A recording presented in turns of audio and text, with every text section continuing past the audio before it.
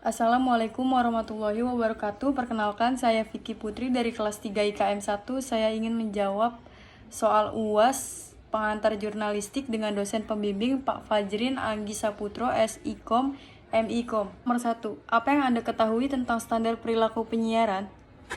Standar program siaran merupakan standar isi siaran yang berisi tentang batasan-batasan, pelarangan, kewajiban, dan peraturan penyiaran, serta saksi berdasarkan pedoman perilaku penyiaran yang ditetapkan oleh KPI.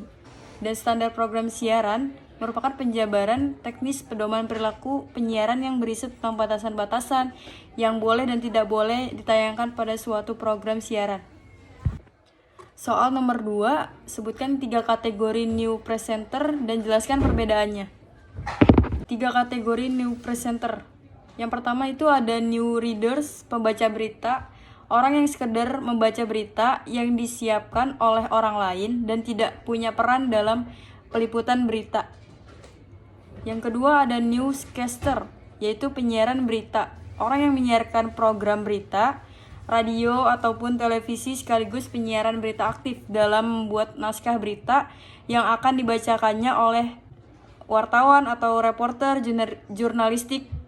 Yang ketiga ada neo aktor, jangkar berita, yaitu jurnalis radio atau televisi yang membawakan materi berita dan sering terlibat memberikan improvisasi komentar dalam siaran langsung tersebut.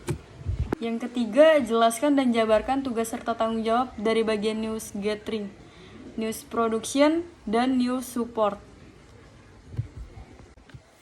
News gathering tersendiri ini peliputan oleh reporter dan juru kamera. News production, penulis naskah dan pengeditan gambar dengan durasi tertentu. Naskah berita TV harus sinkron dengan gambarnya. News support, penyajian berita oleh news presenter dan program berita. 4. Sebutkan dan jelaskan 7 jenis wawancara jurnalistik. 7 jenis wawancara jurnalistik. Yang pertama ada wawancara sosok pribadi, personal interview. Wawancara ini dilakukan dalam 2 golongan sosok pribadi dengan orang baru tampil dalam suatu profesi seperti politik, niaga, perbang, ilmu pengetahuan, hiburan, kegiatan sosial, olahraga. Kedua orang yang berada di luar orbit berita, yakni orang bisa yang sebenarnya tidak melakukan kegiatan bernilai berita, sebagaimana layaknya orang-orang besar, tetapi orang itu menarik karena misalnya bertingkah laku aneh atau melakukan pekerjaan aneh. Yang kedua itu ada wawancara berita atau news interview. Pada umumnya wawancara diselenggarakan sehubung dengan adanya berita besar yang dimaksud untuk memperoleh pendapat atau tanggapan dari orang yang berwenang. Biasanya wawancara ini dinamakan dengan sebutan wawancara sentelan berita atau new pitch. Umumnya wawancara berita dilakukan untuk memperoleh keterangan atau untuk diterbitkan sebagai berita lempeng atau straight news.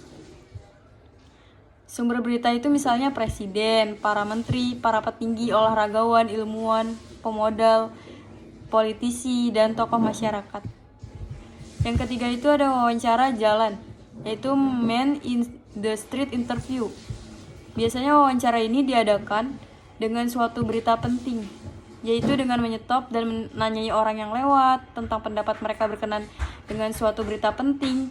Dengan wawancara ini diharapkan dapat diperoleh pendapat umum tentang kejadian penting itu, misalnya kenaikan harga bahan bakar, minyak, kenaikan sembako, dan pendapat lainnya.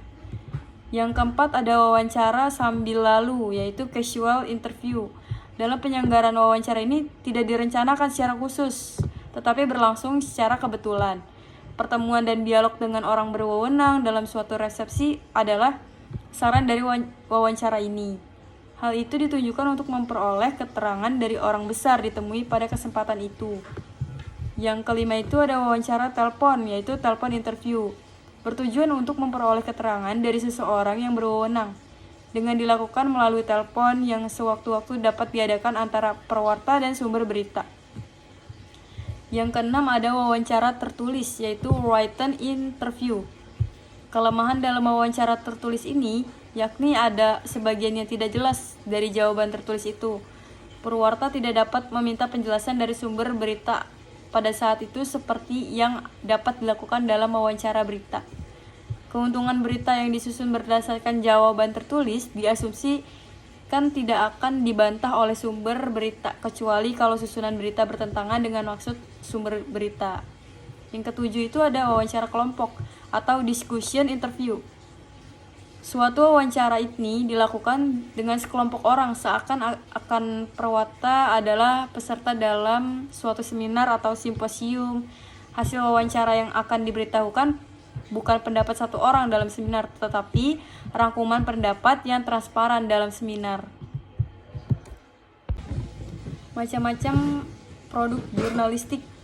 Yang pertama ada berita. Dalam jurnalistik terdapat 4 macam berita, mulai dari hard news, investigative news, in-depth news, dan future news.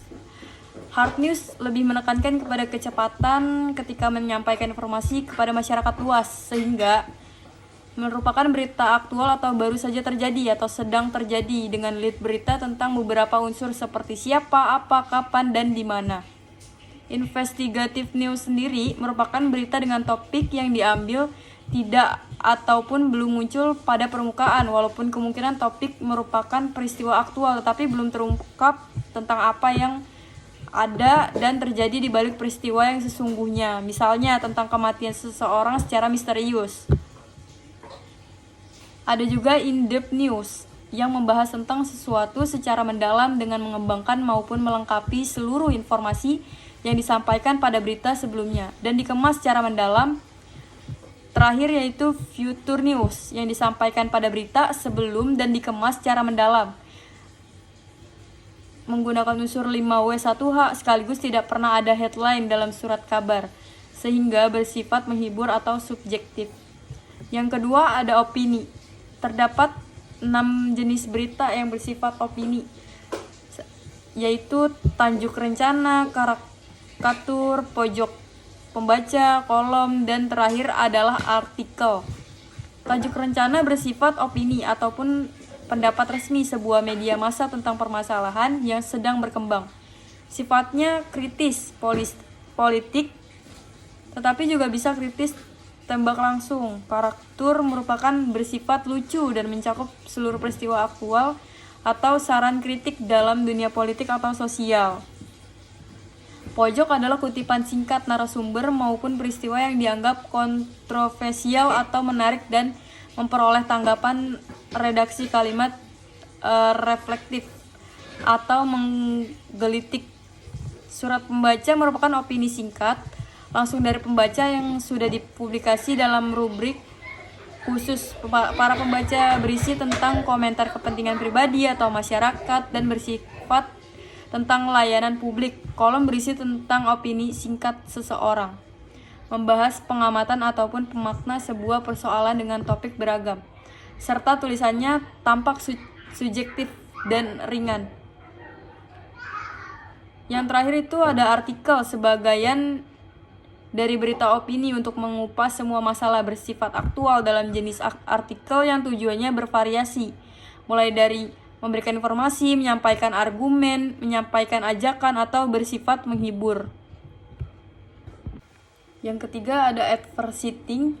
Jenis produk jurnalistik berikutnya yaitu advertising atau iklan. Hanya yang bisa masuk pada kategori produk jurnalistik, tetapi iklan justru bukan produk jurnalistik, walaupun secara teknik menggunakan teknik jurnalistik.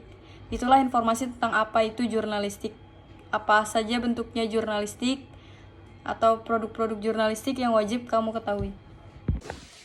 Cukup sekian video jawaban UAS dari saya, kurang lebihnya mohon maaf. Wassalamualaikum warahmatullahi wabarakatuh.